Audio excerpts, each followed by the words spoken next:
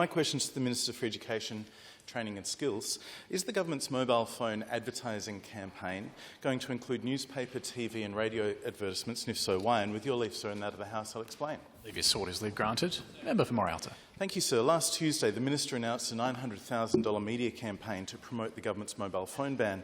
In the same press conference, while defending the Sam Smith influencer concert, the Minister said the world has changed. It's not like it was when you could take out a full-page ad in the newspaper and do a TV commercial and an ad on the radio, and that was it. Lots of people don't follow that line of media. Minister. Thank Order. Member for Flory. Minister has the Speaker. call. Member for Elizabeth. Minister. Member for Badcoe is warned. Minister has the call. Minister. Thank you, Mr Speaker, and I thank the member for Morialta for his questions. And there's a few things I'd like to say, perhaps as opening remarks around the importance of this advertising campaign or awareness campaign around the mobile phone ban in high schools.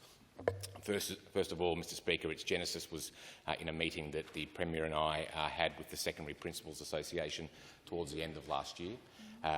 We sat down to took the opportunity, as I had the board of SASPA in here for dinner on a sitting night, to thank them for the work that they do. I know the member for Morialta would join me in thanking them for their incredible efforts, particularly over the last few years, and we got on to talking about the proposed mobile phone ban, and both the Premier and I, Mr Speaker, were very, very keen, of course, to hear the input from the secondary principals about whether they supported the ban, their insights, because they had been part of the consultation into what we could do to make sure it was successful in any school settings. And one of the points that was made very clearly by a number of members of the SASPA board, Mr Speaker, was that an awareness campaign that involved advertising, like that to which the member for Morialta refers, would be useful for a number of reasons, including a perception out there amongst parents, grandparents and carers that their child's school might be being targeted instead of it being a system-wide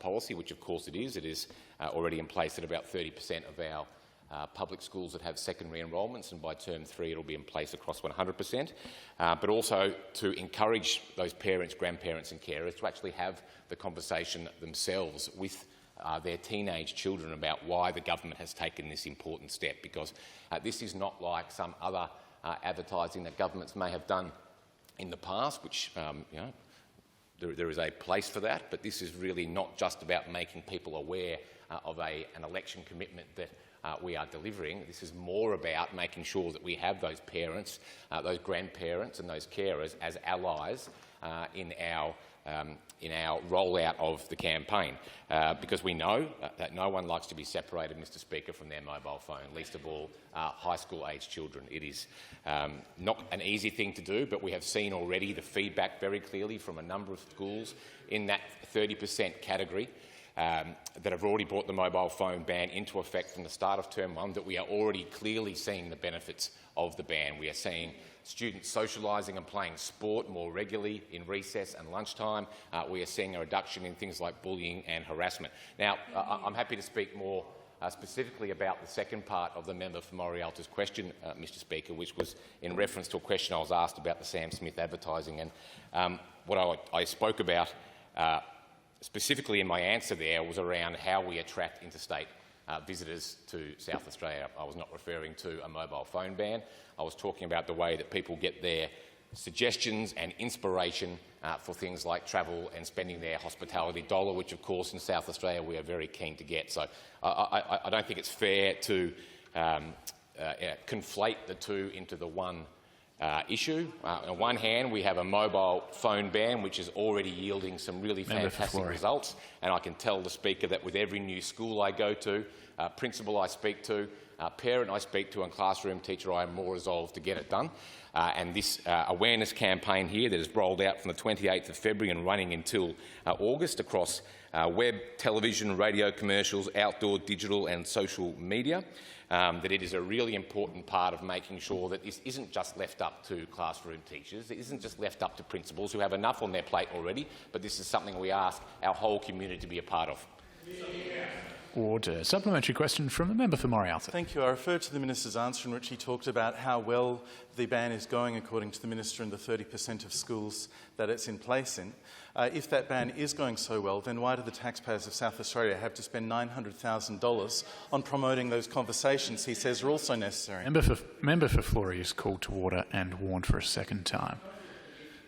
Speaker, the short answer is because we have 70% more of public schools with high school enrolments to go. Member for Morialta. My question is to the Minister for Education. Does the government's advertising campaign include billboards or other outdoor advertising methods? And if so, how much is this component of the campaign costing? Mr. Minister. Speaker, I have answered that question already. I Member for Mawson is called to order. Yes, Minister. I imagine that would include